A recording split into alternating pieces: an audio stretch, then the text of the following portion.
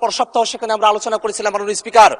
সেই আলোচনার এক প্রান্তে গিয়ে যখন জুলাই সনদ বাস্তবায়নের প্রসঙ্গ আসে সেটা নিয়ে আমরা কয়েক দফায় আলোচনা করেছি। সেই আলোচনায় আজকের স্বরাষ্ট্রমন্ত্রী সালাউদ্দিন সাহেব সেখানে উপস্থিত ছিলেন, জোনায়েদ সাকিব ভাই সেখানে উপস্থিত ছিলেন, সেখানে নুরুল হক নূর ভাই উপস্থিত ছিলেন, শাহাদাত হোসেন সেলিম সেখানে উপস্থিত ছিলেন। এতগুলো মানুষ সরকারি দলের বেঞ্চে তারা বসে আছেন, তারা ঐক্যমত্য কমিশনে উপস্থিত হয়েছিলেন। ঐক্যমত্য কমিশনে জুলাই সনদ বাস্তবায়নের ব্যাপারে সকলের মধ্যে আলোচনা হয়েছিল। সেই আলোচনার প্রসঙ্গ তারা সংসদে এসে কিভাবে ভুলে গেলেন সেটা আমি তাদের কাছে জানতে চাই। মাননীয় স্পিকার, 5ই অক্টোবর আজকের স্বরাষ্ট্রমন্ত্রী সালাউদ্দিন আহমেদ সেই সময়টাতে তিনি বলেছিলেন, গণভোট জনগণের তরফ থেকে যে রায় আসবে সেই রায় সংসদের প্রত্যেকজন সদস্যকে মানতে হবে।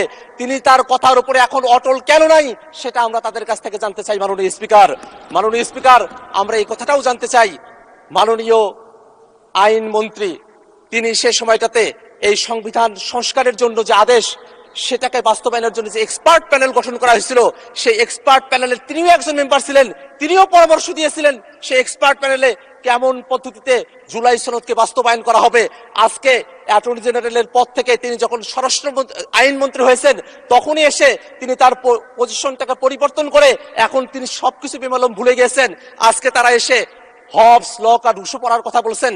আমার তো মনে হয় হবস, লক আর রুশো পড়ার মধ্য দিয়ে তারা অতীতে যে নৈতিকতার পাঠ সেই নৈতিকতার পাঠটা তারা ভুলে গিয়েছেন। যদি নৈতিকতার পাঠ তাদের থাকতো তাহলে এতগুলো জনগণের সামনে জনাব তারেক রহমান আমাদের প্রধানমন্ত্রী তিনি 30শে জানুয়ারি রংপুরে আবু সাইদের জন্মভূমিতে দাঁড়িয়ে তিনি বলেছিলেন, দয়া করে গণভোটে হ্যাঁ দিন। দয়া করে গণভোটে হ্যাঁ দেওয়ার কথা বলে তারা এখন এসে গণভোটের রায় মানতে কেন চান না সেই প্রশ্নটা আমরা মাননীয় প্রধানমন্ত্রীর কাছে করতে চাই। আমরা আরো স্পষ্ট করে আপনার মাধ্যমে জানতে চাই, যে আদেশ জারি করা হয়েছে সে আদেশটা নাকি আইন নয়, এমন ধরনের বক্তব্য এখানে উপস্থাপন করা হয়।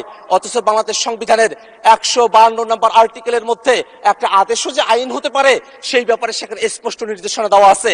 মাননীয় স্পিকার, তারা বলছেন আদেশ তো আইন নয়, অসাংবিধানিক। এটা ধৃষ্টতাপূর্ণ বক্তব্য।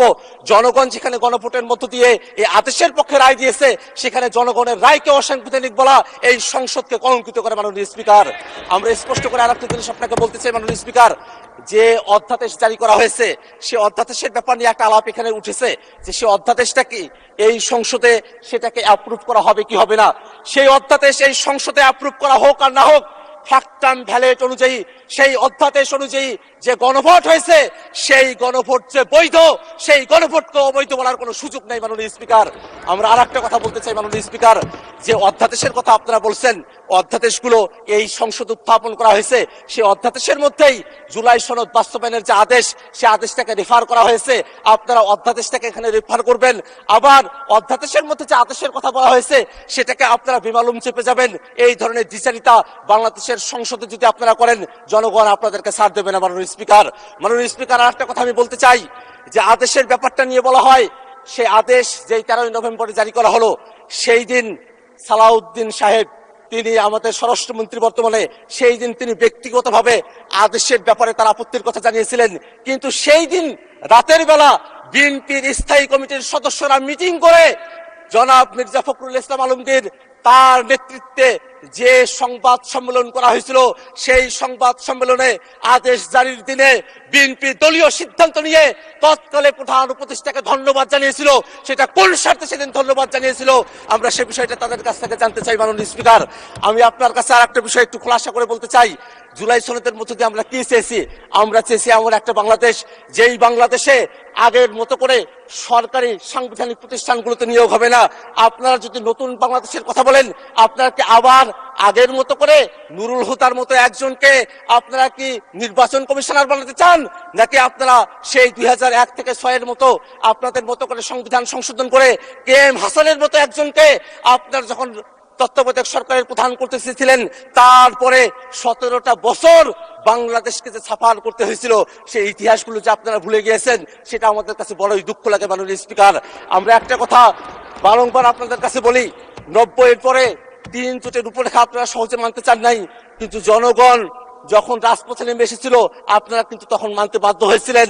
আমরা জানি নির্বাচনের আগে আপনারা যখন জনগণের কাছে গিয়েছিলেন, আপনারা গণভোটের কথা বলতে বাধ্য হয়েছিলেন। আপনারা এই কারণেই বাধ্য হয়েছিলেন, নতুবা জনগণ সেই সময়টাতে যে সিদ্ধান্ত নিত, সেই সিদ্ধান্ত আপনাদের ফেভারে নাও যেতে পারতো। সেই জনগণকে তারা আজকে জুলাই সনদ পরিস্থিতি পড়ে নাই, সেই ব্যাখ্যা বিশ্লেষণ করার কথা বলা হয়। যেই জনগণ জুলাই সনদে ভোট দিয়েছে, ওই জনগণ তো সরকার নির্বাচনের জন্য ভোট দিয়েছে। তাহলে আপনাদের ম্যানিফেস্টো থেকে কয়জন ভোট দিয়েছে, সেই প্রশ্নটা আমরা করতে চাই মাননীয় স্পিকার। আপনাদের